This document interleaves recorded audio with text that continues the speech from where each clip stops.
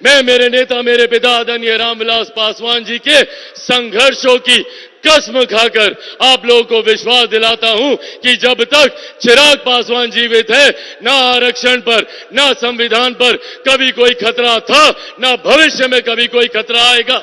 ये वादा आप लोगों से करके जाता हूं। आदरणीय बुजुर्गों, माताओं, बहनों, मेरे तमाम नौजवान युवा साथियों, सबसे पहले आप सबको चिराग पासवान का प्रणाम। साथियों, आज जब दूसरे चरण का मतदान हो रहा है, आप लोगों को कुछ कहने बताने की जरूरत नहीं है। आप सबने मन बना लिया है और जनता आज की तारीख में हम नेताओं से कई आगे है। जो विश्वास प्रधानमंत्री जी ने पिछले 10 सालों में अपने कार्यों से अर्जित किया है, जिसको हम सब प्यार से मोदी की गारंटी कहते हैं, वो विश्वास इतना ज्यादा है कि आज किसी को ये बताने की जरूरत नहीं है कि एनडीए के किस प्रत्याशी के प्रति आप मतदान करें, किसको आप जिताएं, क्योंकि ये मन आप लोग बना चुके हैं। कारण है इसके पीछे, कारण है जिस तरीके से हमारे प्रधानमंत्री जी ने एक के बाद एक देश में गरीब कल्याण की योजना लेकर आए, जिसने भारत की न सिर्फ अर्थव्यवस्था को मजबूत करने का काम किया, बल्कि बुनियादी जरूरतों तक, महिलाओं के शौचालय तक की चिंता प्रधानमंत्री जी ने करने का काम किया।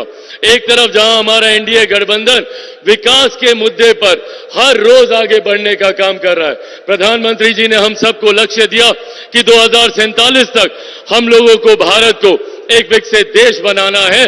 भारत विकसित देश तब बनेगा जब भारत का हर राज्य विकसित बनेगा, जब हमारा हर एक जिला विकसित बनेगा, हमारा हर एक प्रखंड विकसित बनेगा, हमारी हर एक पंचायत, हमारा हर एक गांव विकसित बनेगा। यह लक्ष्य प्रधानमंत्री जी का 2047 तक का है। पर ठीक इसके विपरीत विपक्षी दलों का जो गठबंधन है, वो भ्रम फैलाने का प्रयास करता है, संविधान को लेकर, आरक्षण को लेकर, लोकतंत्र की हत्या को लेकर। ये एक ऐसा विपक्ष है जो पूर्णतः मुद्दाहीन है। इनके पास कोई उठाने के लिए मुद्दा नहीं है, तो डराने की राजनीति की जाती है कि संविधान को समाप्त कर दिया जाएगा, आरक्षण को समाप्त कर दिया जाएगा। आज प्रधानमंत्री जी के इस मन से, प्रधानमंत्री जी के सामने, प्रधानमंत्री जी के ही शब्दों को दोहराते हुए आप लोगों को विश्वास दिलाना चाहता हूं कि जब तक हमारे देश के प्रधानमंत्री आदरणीय नरेंद्र मोदी जी हैं, तब तक ना देश में संविधान को कोई खतरा है, ना आरक्षण को कोई खतरा है। और आज इस मंच से मैं मेरे नेता, मेरे पिता आदरणीय रामविलास पासवान जी के संघर्षों की कसम खाकर आप लोगों को विश्वास दिलाता हूं कि जब तक चिराग पासवान जीवित है, ना आरक्षण पर, ना संविधान पर कभी कोई खतरा था, ना भविष्य में कभी कोई खतरा आएगा। ये वादा आप लोगों से करके जाता हूं। पर साथियों, ये समझने की जरूरत हम लोगों को भी है। ये वो लोग हैं जो लोकतंत्र की हत्या की बात करते हैं, जिन्होंने सन 75 में आपातकाल लागू कर सही मायनों में लोकतंत्र की हत्या करने का काम किया था। आज ये लोग हम लोग को लोकतंत्र की दुहाई देने का काम करते हैं। हकीकत है, जिन्होंने अपनी अपनी व्यक्तिगत महत्वाकांक्षाओं के लिए अपने सिद्धांतों से समझौता किया, ये जयप्रकाश नारायण जी की धरती है। बिहार उनके सिद्धांतों पे चलने वाला प्रदेश है। उस वक्त की पीढ़ी ने एकजुट होकर, एकत्रित होकर जयप्रकाश जी का समर्थन करने का काम किया।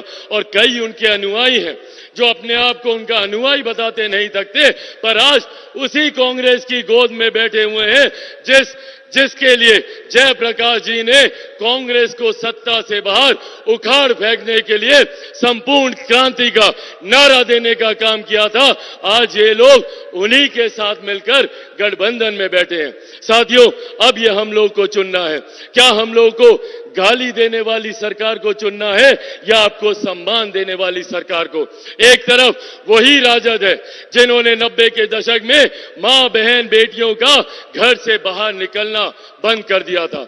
आज वही लोग मां, बहन, बेटियों को खुलेआम गाली देने का काम करते हैं। ऐसे में अब ये जिम्मेदारी हम लोगों की है कि एक तरफ प्रधानमंत्री हैं जिन्होंने महिलाओं के सम्मान की रक्षा के लिए उनको शौचालय बना कर दिए, जहां पर बुजुर्गों के सम्मान की रक्षा के लिए आयुष्मान योजना का निर्माण किया, तो वहीं दूसरी तरफ ये लोग हैं जो दिन दहाड़े मां बहन बेटियों को गाली देने का काम करते हैं, उनको अपमानित करने का काम करते हैं।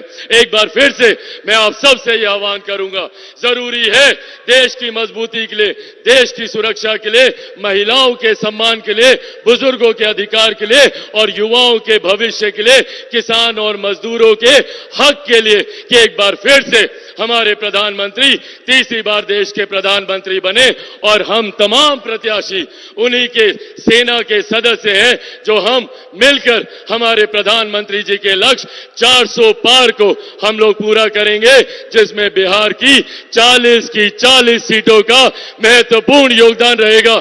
सब लोग तैयार है ना? एक बार दोनों हाथ उठाकर जोरदार ताली से हमारे प्रधानमंत्री जी को अपना विश्वास दें। जोरदार ताली बजाकर।